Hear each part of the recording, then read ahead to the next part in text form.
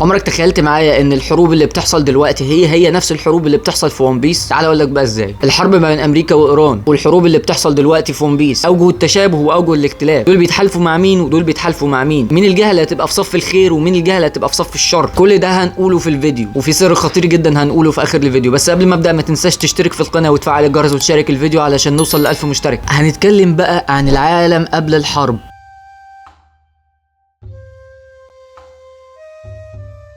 سيان في ون بيس وسيان في الحقيقه. التوترات اللي بتحصل حاليا هي نفس التوترات اللي بتحصل في ون بيس، ولو لاحظت هتلاقي انه الحرب بين امريكا وايران هي نفس الحرب دلوقتي في الباف ما بين ايمو سما والعمالقه. احنا دلوقتي بنشهد صواريخ بتتضرب على ايران وامريكا، واللي بيحصل برضو في ون بيس هنلاقي ان ايمو سما بالجيش بتاعه او بالفرسان المقدسين ضد العمالقه بقراصنه قبعه القش. هنا هنلاقي انه مين الكفه اللي فيها الشر ومين الكفه اللي فيها الخير. ممكن انتوا تخمنوا في الكومنتات مين الكفه اللي في الخير ومين الكفه اللي في الشر. تعالوا بقى نشوف مين الشخصيات اللي ماسكه العالم في الحقيقه وفي ون بيس.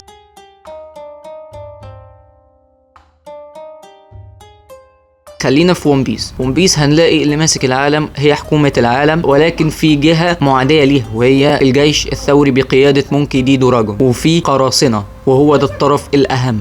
الطرف الأهم في القصة كلها لأنه هو اللي هيحارب وهيعمل تحالف بين الجيش الثوري ضد ايمو سما اللي هي حكومة العالم. طيب خلينا نروح في الحقيقة. دلوقتي هنشوف انه امريكا عامله تحالفات كتيره مع دول، وبرضه ايران عامله تحالفات كتيره مع ودول تقيله زي روسيا والصين. امريكا معاها اوروبا زي حكومه العالم، معاها الفرسان المقدسين وتحالفات مع 21 دوله، والجيش الثوري معاهم القراصنه وبعض الدول التابعه ليه. الجزء الثالث، الاسلحه المرعبه.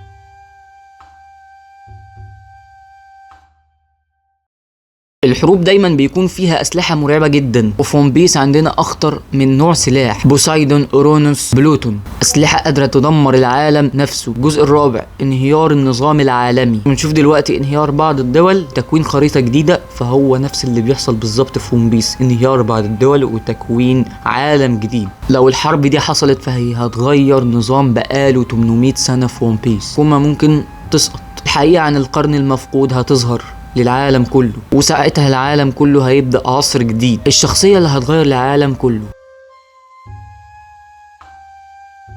مين الشخصية اللي هتغير العالم كله في ون بيس ومين الشخصية اللي هتغير العالم كله في الحقيقة؟ في ون بيس احنا عارفين ان بطل القصة مونكي دي لوفي هو اللي هيغير العالم كله في ون بيس. بس هل سألت نفسك مين الشخصية اللي هتغير العالم كله؟ هسيبك طبعا برضو تخمن في الكومنتات. السؤال الحقيقي بقى، هل الحرب النهائية اللي في ون بيس هتكون أكبر حرب في تاريخ الأنمي بما إنها أصلا مشابهة للحرب العالمية الثالثة، ولا هي هتكون مجرد نسخة خيالية وخلاص؟ اكتب رأيك في الكومنتات، ولو حابب فيديوهات نظريات زي دي اشترك في القناة علشان نوصل ل1000 مشترك. وده نهاية الفيديو.